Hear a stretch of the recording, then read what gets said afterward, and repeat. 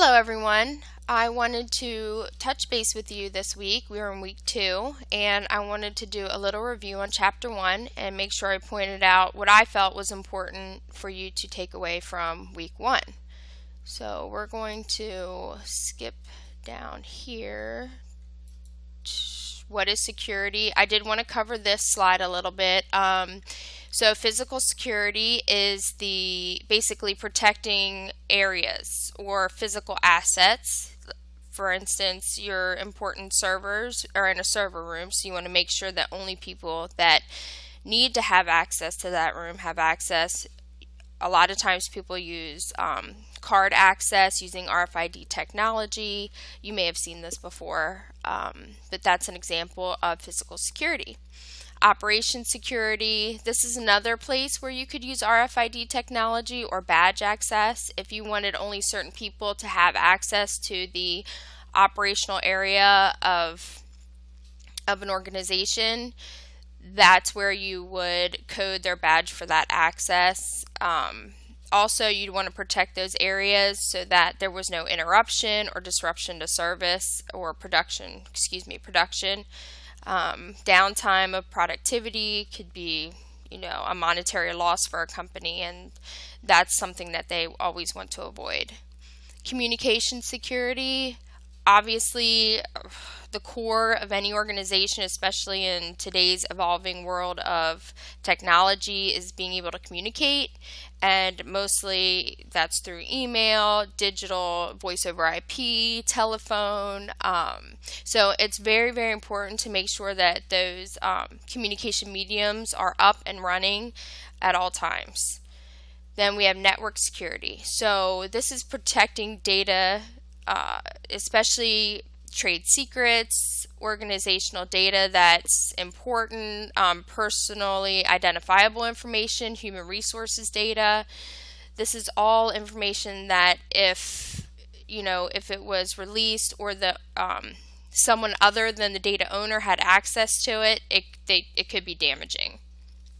All right, so basically the only thing I wanted to point out in this slide is you can see the different different areas of InfoSec, the management of information security, computer and data security, and then you have your network security, and then the core of all that is your policies. So I just kind of wanted to point out that is actually the one thing that all three of those areas are going to have in common and going to be controlled by policy. Okay, no NISTISI, just basically know what it's all about. The CNSS security model, understand that this is 3D, has 27 cubes. Your security data information program based on this model would have 27 areas or controls, and you just want to make sure that all 27 areas are covered. The core of this is also policy. Education and technology, All right. Key concepts. Now this is the most important part of week 1. If you do not grasp these concepts, then the rest of the 11 weeks may be extremely difficult for you. So it is so important that you understand the CIA triangle. These are the pillars of information security. So you have confidentiality, integrity, and availability. Confidentiality is protecting information from unauthorized disclosure. Integrity is protecting information from modification or deletion, and availability is making sure that information is available or people have access to it whenever they need to. All right, so a good example of a threat or an attack on confidentiality would be social engineering. Gaining someone's password or someone giving their password away when they're not supposed to. There are policies to protect users from doing this, or in protecting systems from being accessed this way. Integrity, modification and deletion. A great example of an attack on integrity is a man-in-the-middle attack. That is when data packets are captured in transit and modified and or deleted. And availability. So a good example of this would be, let's say you have two competitors on Cyber Monday, Walmart and Target. And Walmart hires somebody on the down low to send a distributed denial of service attack to Target during the crucial hours of Cyber Monday.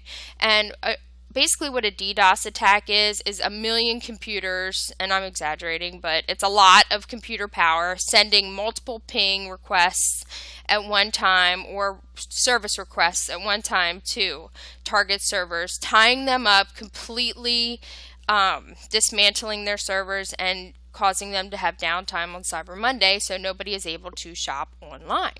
Well, this would cause them a lot of downtime and missed revenue, making Target very, very upset and Walmart very, very happy, because if they can't find what they want at Target, well, they're going to go to Walmart.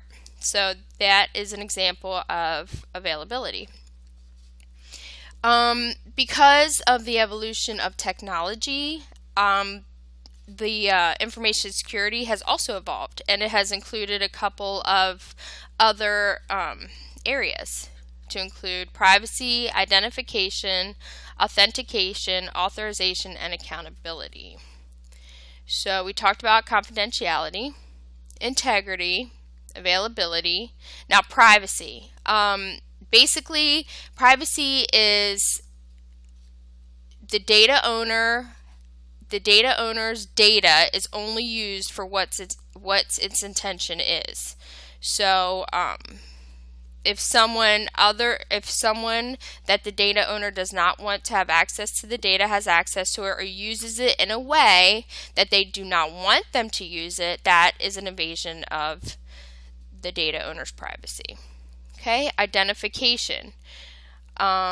This is when an information system is able to recognize individual users. So basically making sure that you have logons for systems and that the systems know that this person has access to this system.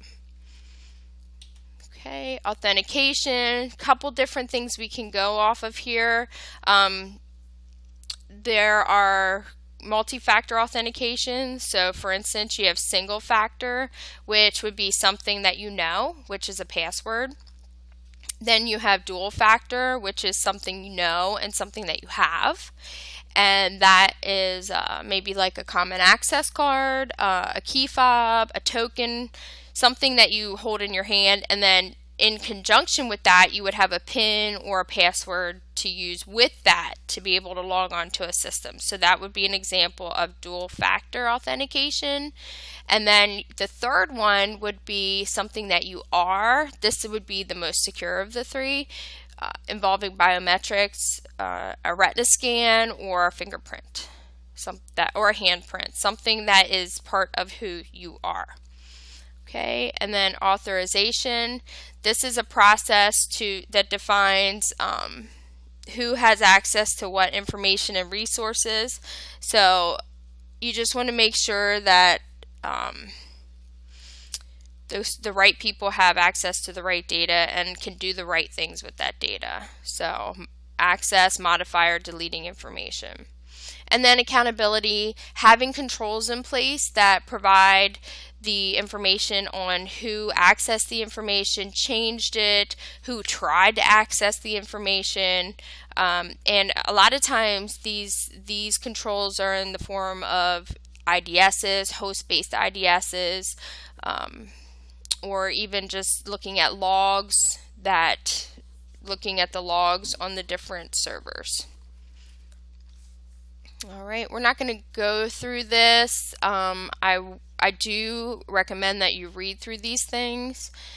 The project planning information is important. It is something that you will use in this class to do your group project, but you also, I think, cover this in Professor Dixon's class really in depth. So just read over this part, or I hope you already read over this part. So that's pretty much it for the review. The next thing I'm going to show you is the a little bit more in-depth information on the group project. So I'm going to exit out of here and start that next video. Thank you very much.